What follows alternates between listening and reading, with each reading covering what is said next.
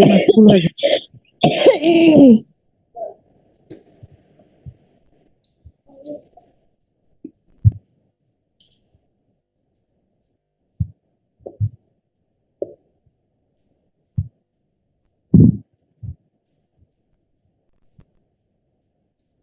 Untuk yang problem 5-10, ini ada dua gambar yang A sama yang B. Kemudian untuk soal yang A, tentukan gaya pada loop persegi yang ditempatkan oleh gambar di bawah ini di dekat kawat tak berhingga, dan kedua loop dan kawat membawa arus. Ya, 59 Salu, yang itu loh, yang cari gaya itu apa 5 berapa itu? Bukan, atasnya lagi. Ini 58. Bukan, atas lagi. Sebentar. 54, Pak. Coba 54 ada? 54. Nah, ada. Ini 54 coba. Ada soal untuk problem 5.4, asumsikan medan magnet di beberapa daerah memiliki bentuk B sama dengan KZ X topi, di mana K adalah konstanta. Kemudian tentukan gaya pada loop persegi dengan sisinya masing-masing A berada pada bidang YZ dan pusatnya di titik asal atau 0,0. Nah, ini kamu koordinatnya nggak dikasih tanda nih. Ya, Bu. Ya kan, sumbu X-nya ini kan yang ke arah kita kan? Sumbu X-nya ke arah kita, berarti yang horizontal ini sumbu apa? Ini yang Y-nya, ini yang Z-nya. Oke.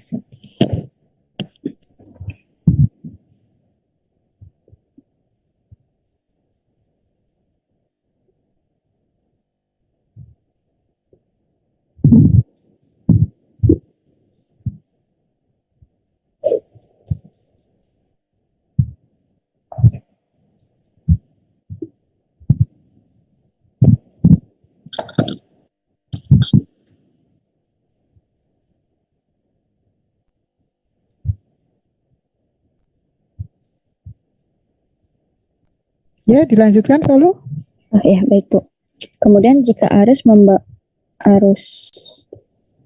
I berlawanan dengan jarum jam di sumbu X.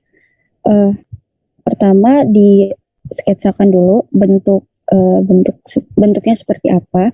Karena pada loop persegi, jadi digambar dulu persegi, loopnya itu berlawanan jarum jam. Jadi dari sini ke sini, ke sini dan ke sini. Kira-kira seperti ini. Kemudian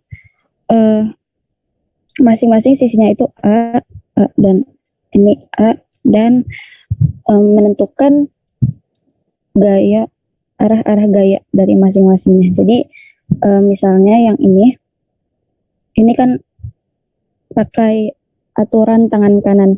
Jadi ini kan I-nya ke kiri, I-nya ke kiri, terus I cross B-nya itu arahnya masuk, jadi ke sini, B-nya ke sini, terus F-nya jadi ke atas. Ya, Bu. Oke, kamu jelasinnya I-nya arahnya ke Y, negatif Y topi. Ya. Ya kan, B-nya arahnya kemana? Ke X topi, atau jadi nanti kamu bisa lihat kalau cross-nya hasilnya kemana. Oh, ya baik, Bu. Jadi I-nya itu ke arah Y topi, min Y topi ke sini. Kemudian ini untuk yang pertama, I-nya itu ke arah min Y topi. Kemudian B-nya itu ke arah min X topi. Jadi kurang lebih seperti ini. Min X topi. Nah, menggunakan kaidah tangan kanan, jadinya F-nya itu kan diketahui F sama dengan I L cross B. L cross B itu berarti ini cross ini F-nya ke arah sumbu Z topi, Z positif. Ini yang pertama. Kemudian meninjau untuk yang sisi sebelah kiri, itu arah I-nya itu ke bawah atau ke min Z topi. Ini min Z topi.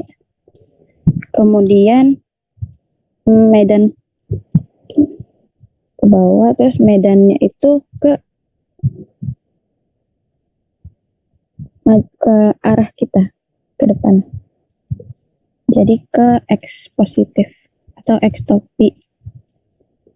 Nah, jadinya menggunakan kaidah tangan kanan, F-nya ke arah sini. Atau ke arah min Y topi, ini untuk F-nya. Min Y topi. Nah, kemudian meninjau untuk yang sebelah kanan atau ya, sisi yang sebelah kanan, I-nya itu ke arah Z topi. Z topi. Terus untuk medan magnet B-nya itu ke arah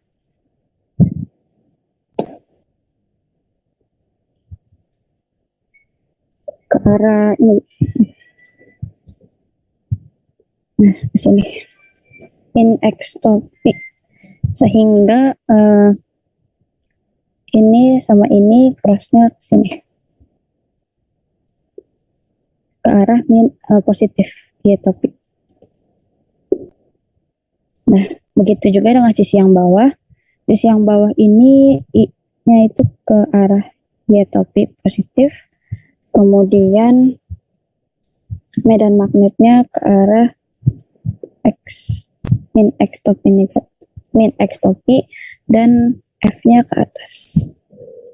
Nah, ini untuk uraian gaya-gaya arah-arah gayanya. Nah, untuk Z positif, Z lebih besar dari 0, maka B-nya itu masuk. Kalau yang Z kurang dari 0, medan magnetnya keluar. Nah, sebelumnya dari persamaan yang ada di buku Griffith, F max sama dengan I integral DL cross B. Kemudian ada diketahui ya, rumus F sama dengan I kali L IL cross B. Dan untuk gaya yang atas, pertama F yang atas, F yang ini didapatkan I B ke arah Z, karena ini I-nya, L-nya itu A kali B. L-nya itu karena L-nya bukan A kali B. L-nya apa? B-nya kan medan magnetnya. Berarti L-nya A. Ya, integral DL kan L kan. Nah, L-nya panjang sisinya ini A, gitu ya. Kemudian Z-nya itu A per 2. Nah, maka didapatkan F untuk gaya untuk yang atas ini setengah kali I A kuadrat K Z topi. Kemudian untuk yang bawah didapatkan F bawah sama dengan I A B Z topi dengan Z-nya sama A per 2, karena semua sisinya sama, maka untuk F totalnya atau F netonya, F atas ditambah F bawah, F atasnya itu didapatkan setengah I A kuadrat K Z topi, kemudian F bawahnya yang sebentar Bu.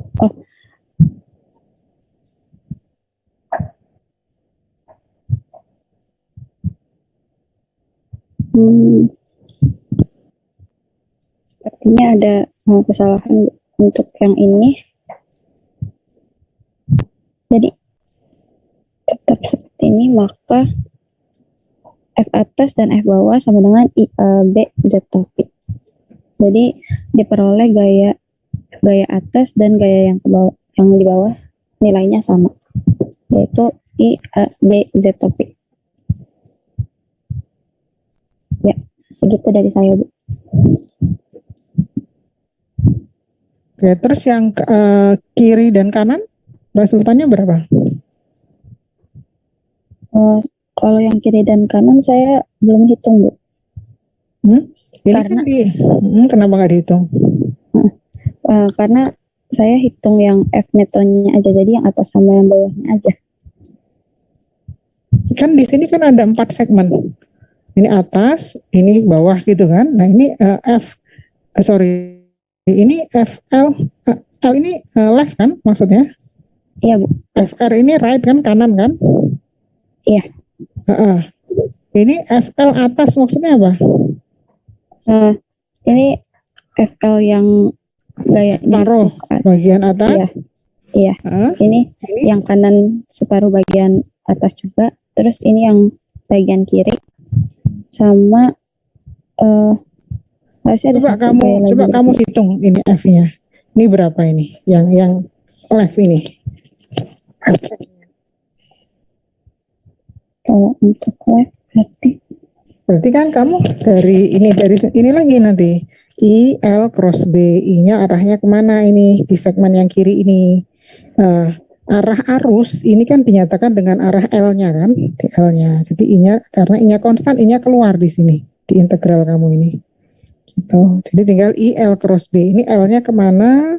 Kemudian B-nya kemana? Coba kamu kerjakan di sini langsung. Yang kirinya gimana? Dan kanan. Sama kayak tadi tuh, sama kayak ini kamu gambarkan satu-satu tuh.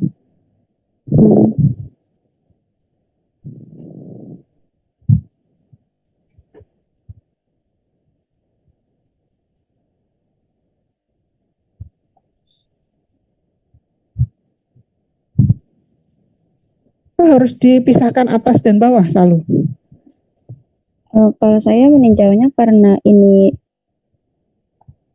sebentar. Ini yang maksud saya yang kiri ini loh, FL ini kenapa harus dipisahkan atas dan bawah? Karena kan dari titik 0 gitu ya Bu. Jadinya ya jadi ketika membuat loop persegi ini, maka nanti gaya yang di sebelah kiri dan di sebelah kanan itu memiliki arah yang berbeda Bu, karena loopnya kan seperti ini dan arahnya seperti ini. Oke, coba dikerjakan tadi, dilanjutkan.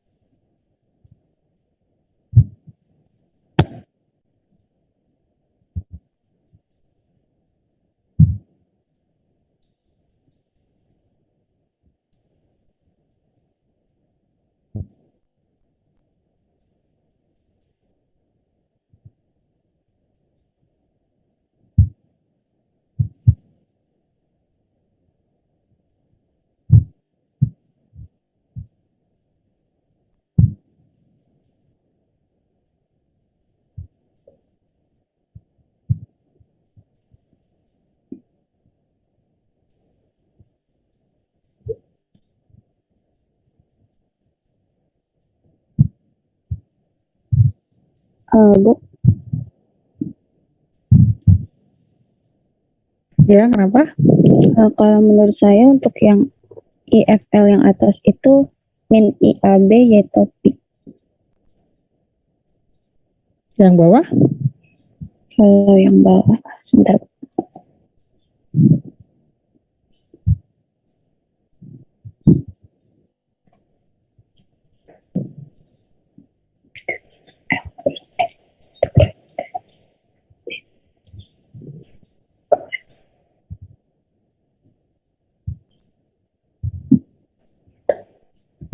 Yang bawah berarti positifnya, Bu. IAB Y topik. Kenapa bisa begitu? Coba hasil perkaliannya gimana? Bukan IA per 2 ya, L-nya kan A per 2 kalau kamu bagi segmen gitu. Oh iya, betul-betul. Sebentar, Bu.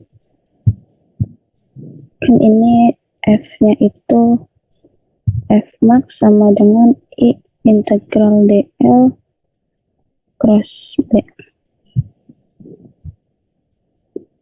KI DL-nya itu kalau dari sini sampai sini A atau L, karena untuk yang atas aja berarti L-nya itu A per 2. Jadi A per 2 atau setengah DL. DL dari 0 sampai A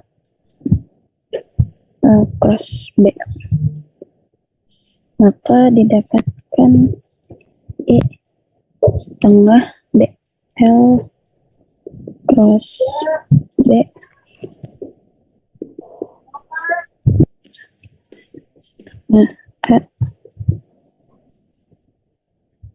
L cross B-nya itu kan ini F yang atas ini L cross B sama dengan min Y topik. Min Y L cross topik. B-nya berapa? L cross B-nya L-nya kemana? L-nya ke min Y topi. Iya. Min Min Y Y topik. topi, B-nya ke B-nya ke arah kita, Bu. ke X topi. Iya, X topik. Berarti cross X topi ditulis itu. Min Y topi Iya. cross X topi. Min Y topik cross X topik. Hasilnya apa? Y cross X min Z Y cross X ke Z. Oke, arah Z topi. topik. Jadi A per 2 I. Sebentar, L-nya arahnya kemana L-nya? Y topi, benar. Coba lihat gambarnya, kamu yang ke bawah itu arah apa? Ini yang ke bawah arah arusnya, Bu, I-nya. No. I-nya arahnya kemana ini? Ke bawah. Ke bawah, B-nya ke bawah harusnya min Z topi dong. Oh iya, Bu. Min Z topik. Ya kan? Bukan min Y topi tapi min Z topi cross Min X Z topi. topik cross X topik. Jadinya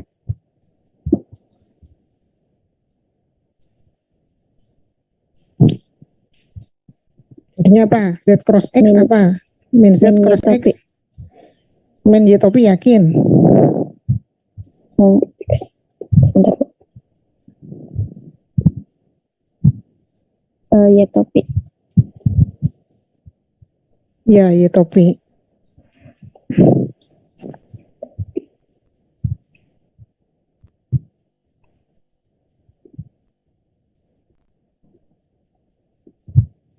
Jadi untuk yang FL atas itu A per 2 I Y topik.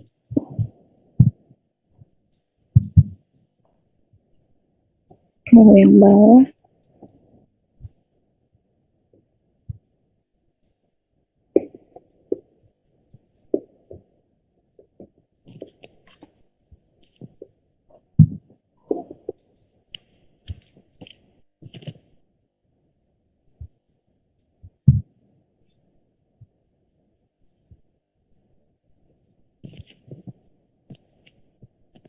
Yang bawah arahnya mana? Arah I-nya kemana? I-nya ke bawah juga, Bu. Ke apa? Ke Z, min Z topik. Oke, B-nya? B-nya ke X topik. Jadi kan nggak perlu kamu pisah jadi segmen atas bawah sebenarnya. Oh iya, ya kan? iya ya, sama berarti. Oke, sama kan? Sekarang yang sebelah kanan, yang kanan, yang FR-nya dihitung. Jadi ini nggak harus A/2, jadi langsung A dikalikan I, arahnya kemana gitu. Oh iya Bu, Ya, di FR sama dengan integral cross. Ya, integral.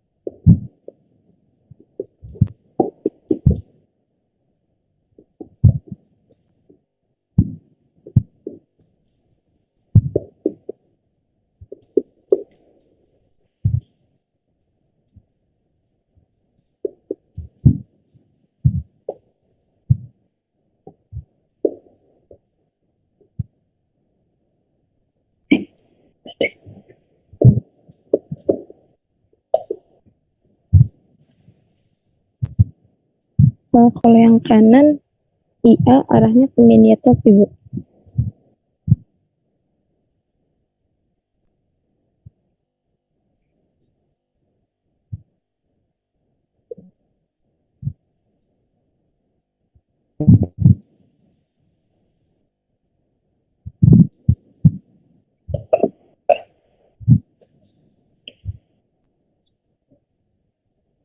oh iya selalu. Jadi segmen kiri dan kanan kalau dijumlahkan berapa? Kiri dan kanan kalau dijumlahkan ya,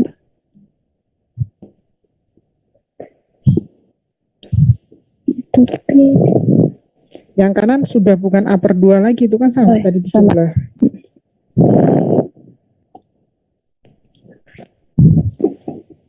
Hanya topik ditambah ini topik.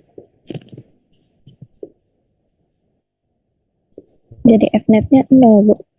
Oke, jadi gaya netonya yang segmen kiri dan kanan itu 0. Jadi kalau kamu bisa gambarkan di situ apa tadi atas dan bawah ini, yang atas arahnya kemana? Gaya atas arahnya ke Gaya Z-topi. atas ke ya Z-topi.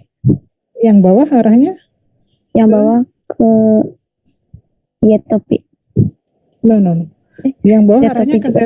Z-topi juga ya? Iya, ini Z-topi juga. Enggak kebalikannya ya? Yang bawah itu ya? Coba dicek lagi yang bawah. Sebentar Bu. Kayak tadi perkaliannya di itu, yang bawah. Yang Mana yang bawah itu? I-nya arahnya, DL-nya arahnya ke yang bawah tadi, DL-nya arahnya ke harusnya kan ke kanan kan, berarti ke Y Iya. positif kan? Iya. Y positif itu, bukan min Y.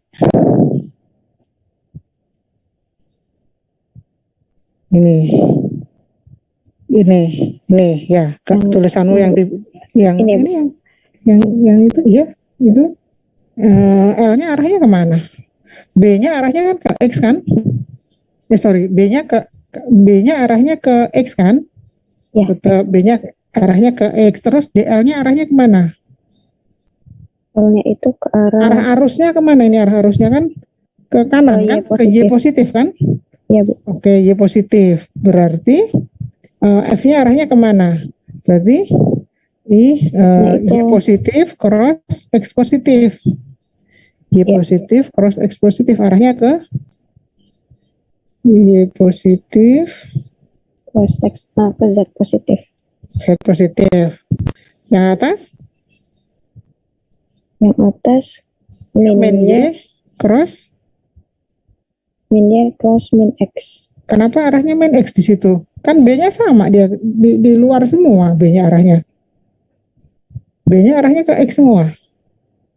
Berarti min Y cross X. Iya. Oh ya, berarti min Z positif. Min Z? Min Z topi. Iya, min Z topi. Oh ya, berarti untuk yang atas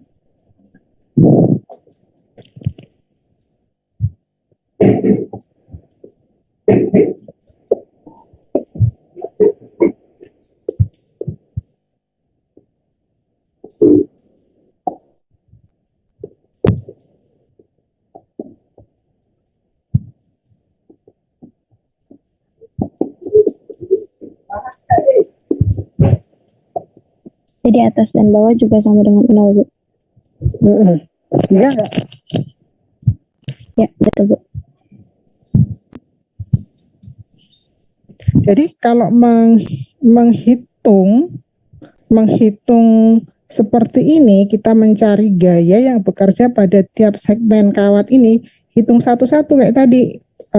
FL sama dengan F pada kawat, misalnya ini kawat 1, kawat yang bawah, ini arusnya, L-nya dikroskan B-nya. Asal kamu paham perkalian cross, ini L-nya misalnya arahnya ke X, B-nya arahnya ke Y, berarti ya X topi cross Y topi arahnya Z, gitu kan? Ya, Bu. Atau nanti misalnya L cross B-nya, L-nya ke min Y topi, terus B-nya ke X topi. Nah, berarti Y cross X kan min Z kan? Karena min Y topi cross X berarti balikannya Z gitu ya. Itu aja, nggak usah pakai aturan tangan kanan lagi, bingung nanti. Karena di sini kita sudah tahu bahwa gaya pada kawat ini sama dengan arusnya, kemudian L cross B-nya. Nanti cek lagi apakah benar totalnya ini 0 gitu ya.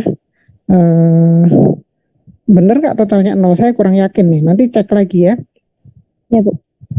Kalau menurut saya sih harusnya dia ada torsinya. Jadi apa itu? Dia prinsipnya generator itu loh. Kita punya kumparan kawat yang diletakkan di dalam medan magnet. Kumparan diberi arus, maka dia akan berputar gitu. Sepertinya sih nggak 0 ini. Nanti salahnya di mana dicek lagi ya, selalu ya. Ya, Bu. Baik, Bu. Oke. Berikut Atika coba jelaskan yang nomor 511, Atika.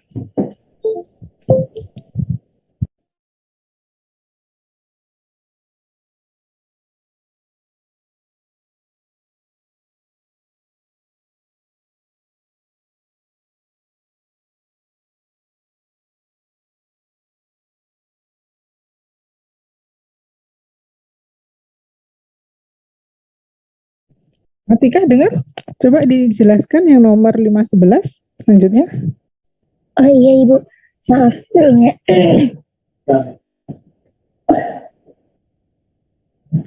Apakah sudah terlihat?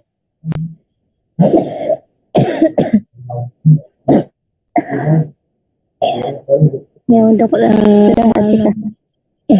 untuk soal nomor 511 di sini kita disuruh untuk menentukan medan magnet dari titik P di sini pada sumbu solenoida ini. Kemudian selain itu juga di sini kita juga suruh menyatakan jawaban dalam bentuk θ1 dan juga θ2.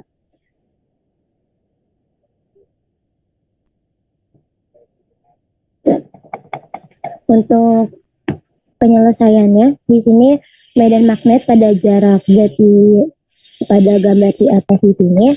Untuk medan magnetnya itu B sama dengan mu 0 I dibagi 2 dikali dengan A kuadrat per A kuadrat plus Z kuadrat dipangkatin dengan 3/2. Sebentar Atika. Ini kamu kan B-nya nggak ada arahnya kan? Arahnya kemana ini? Nah, ini kamu bisa menentukan besarnya medan magnet. Ini kan kalau ada kawat melingkar gitu ya, kawat melingkar dialiri arus I. Nah, kita ingin mencari besar medan magnet pada jarak Z.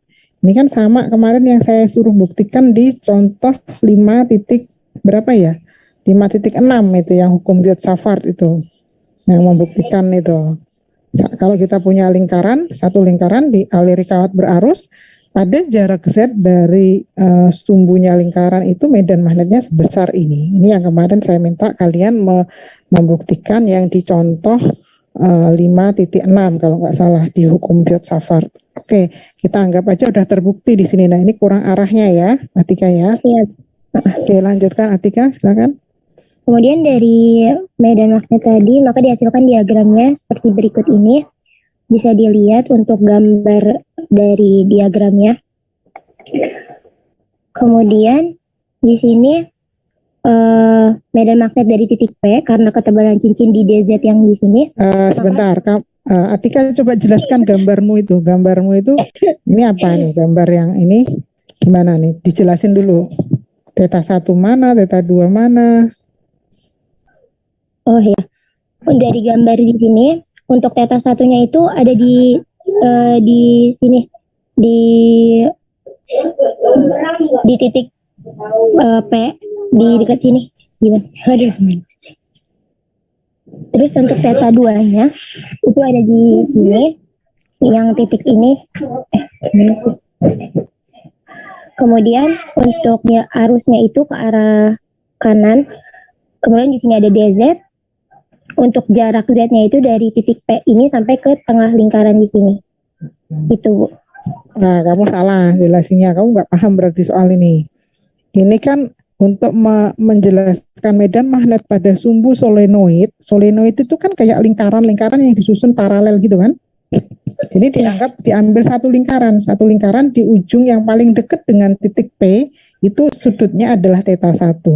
Kemudian diambil lagi lingkaran yang paling jauh dari titik P, nah itu sudutnya theta 2. Jadi kamu salah ini gambar lingkaran yang di tengah ini. Kenapa begitu? Karena solenoid itu nanti ujung yang terdekat mana dengan titik yang ditinjau ini titik P, dan juga ujung yang terjauh mana yang titik dari titik P-nya. Ujung terdekatnya itu sudutnya adalah theta 1, ujung terjauhnya sudutnya adalah theta 2. Kemudian arah arusnya kemana? Arah arusnya ya nggak mungkin kamu gambarkan ini arah arusnya ke sana gitu kan. Arah arusnya masing-masing kan di lingkaran ini arahnya kemana? Apakah berlawanan atau searah jarum jam gitu aja kan arah arusnya. Nah itu. Oke, coba dilanjutkan. Kemudian untuk medan magnet di titik P-nya itu B sama dengan mu 0 N dikali kuat arus dibagi 2. Kemudian dikali integral dari A kuadrat per A kuadrat ditambah Z kuadrat dipangkatin dengan 3/2 dz. Kemudian di sini tan theta di sini menginisiasi tan theta sama dengan A per Z, kemudian kotangan theta sama dengan Z per A, maka didapatkan nilai Z-nya itu sama dengan A kotangan theta. Kemudian di sini setelah itu menurunkan dari keduanya, maka didapatkan nilai DZ sama dengan min A cosec kuadrat theta d theta, maka DZ-nya sama dengan min A per sin kuadrat theta d theta. Kemudian dari penyelesaian di atas, maka di sini A kuadrat plus Z kuadrat dipangkatin dengan 3/2 sama dengan A kuadrat ditambah dengan A kotangan theta dipangkatin lalu dipangkatin lagi dengan 3/2. Maka untuk hasil dari ini yaitu pangkat 3 per sin pangkat 3 theta, di mana kosek tetanya sama dengan 1 per sin theta. Kemudian setelah itu mensubstitusikan nilai A kuadrat plus Z kuadrat pangkat 3/2 itu sama dengan A pangkat 3 per sin pangkat 3 theta, dan untuk DZ-nya itu sama dengan min A per sin kuadrat theta d theta. Kemudian dimasukkan ke dalam persamaan medan magnet B sama dengan mu 0 N dikali dengan kuat arus dibagi 2, kemudian dikali dengan integral dari A kuadrat per A kuadrat plus Z kuadrat dipangkati dengan 3/2 dz. Maka dihasilkan untuk medan magnetnya itu sama dengan mu 0 N dikali kuat arus dibagi 2 dikali dengan cos theta 2 dikurang theta 1.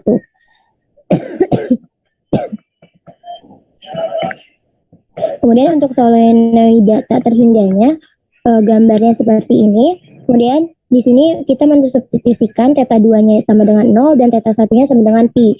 Maka untuk hasil medan magnetnya dari perumusan mu 0 N dikali dengan kuat arus dibagi 2 dikali dengan cos theta 2 dikurang cos theta 1, maka dihasilkan kan di sini cos 0 dikurang cos pi, kemudian 1 dikurang min 1, maka kan di sini 2, terus 2-nya dicoret, maka dihasilkan medan magnetnya mu 0 dikali N dikali I, gitu Ibu. Oke. Jadi ini prinsipnya menyederhanakan persoalan solenoid itu dengan melihat medan yang dihasilkan oleh kawat berarus yang bentuknya lingkaran, kemudian kita jumlahkan gitu paralel, makanya diintegralkan gitu ya. Nah ini kita menghitung besar medan magnet di sumbu solenoid. Besarnya adalah mu 0 dikalikan N dikalikan I. Karena I-nya ini konstan, di sini kita lihat bahwa solenoid itu medan di tengahnya itu besarnya konstan. Jadi kalau kita ingin menghasilkan medan magnet yang besarnya konstan, biasanya itu digunakan solenoid. Nah, kalau nanti ada yang bimbingan misalnya di lab instrumen itu Bu Widya itu punya solenoid banyak. Itu fungsinya buat apa? Fungsinya untuk mengkalibrasi sensor sensor efek Hall, kalau nggak salah sensor Hall. Sensor itu digunakan kalau kita misalnya mau mengukur medan magnet. Kita mau mengukur medan magnet, kita kan harus punya namanya Gauss meter. Gauss meter itu harganya sangat mahal. Harganya sangat mahal, di atas $1.000. Nah itu kan untuk nggak kebeli lah ya kalau untuk lab gitu yang dosen beli itu nggak sanggup gitu ya. Jadi maka membuat kumparan tembaga dalam bentuk solenoid, kemudian nanti kumparan tembaga itu akan digunakan untuk mengkalibrasi besar medan magnet yang dapat diukur oleh sensor Hall itu tadi. Nah, nanti mungkin kalau ada yang ngambil bimbingannya Bu Widya tahu nanti. Jadi fungsi dari solenoid atau kalau di dalam rangkaian itu induktor, ya kan induktor itu untuk menghasilkan medan yang besarnya konstan seperti ini. Di sini kita lihat besarnya medan di tengahnya adalah mu 0 Ni. Kalau di tengahnya, bukan di tengahnya ya, semua di dalamnya ini mu 0 Ni karena nggak ada pengaruh jaraknya, nggak ada pengaruh jari-jarinya di sini, semuanya sama mu 0 Ni. Kalau medan di luar solenoidnya berapa? Nah, medan di luar solenoidnya ini besarnya adalah 0. Jadi dari mana ngitungnya? Nah, itu lebih sulit lagi ngitungnya kalau kita gunakan hukum Biot-Savart. Nah, hukum Biot-Savart itu dipakai untuk menghitung medan magnet. Hukum dasarnya kayak hukum Coulomb digunakan untuk menghitung besarnya medan listrik gitu ya. Ini tadi mu 0 gimana sih hukum Biot-Savartnya, coba ditunjukin di bagian atasnya, agak di scroll ke atas. Ini siapa? Atika. Nah, terus. Nah, ini lagi ada ditulis nggak ini mu 0 I ini kalau nggak salah dl cross r per r kuadrat cross apa gitu ya, dr gitu ya. Cek lagi nanti hukum Biot-Savart. Nah, nanti saya akan berikan untuk hari ini tugas menghitung besar medan magnet yang menggunakan hukum Biot-Savart. Tapi kalian mengerjakannya harus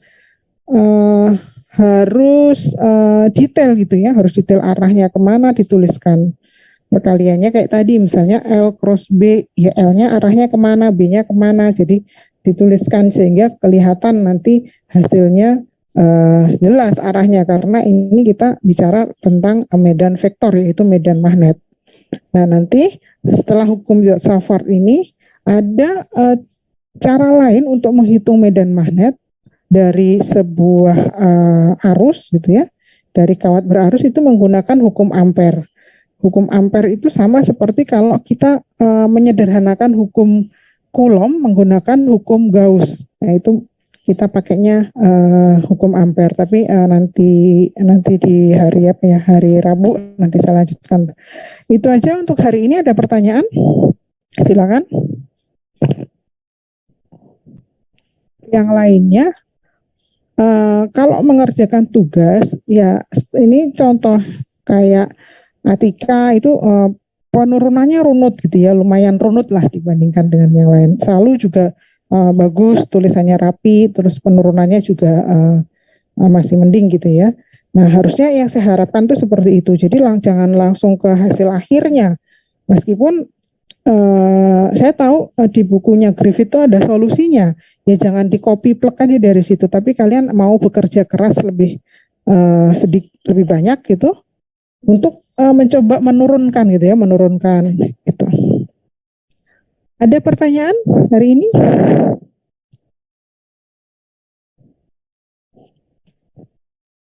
Baik, kalau nggak ada pertanyaan, untuk hari ini saya tutup dulu Zoom-nya. Terima kasih Salu dan Atika. Terima kasih semuanya. Assalamualaikum warahmatullahi wabarakatuh. Waalaikumsalam warahmatullahi wabarakatuh. Terima kasih Bu. Terima kasih Bu. Waalaikumsalam warahmatullahi wabarakatuh.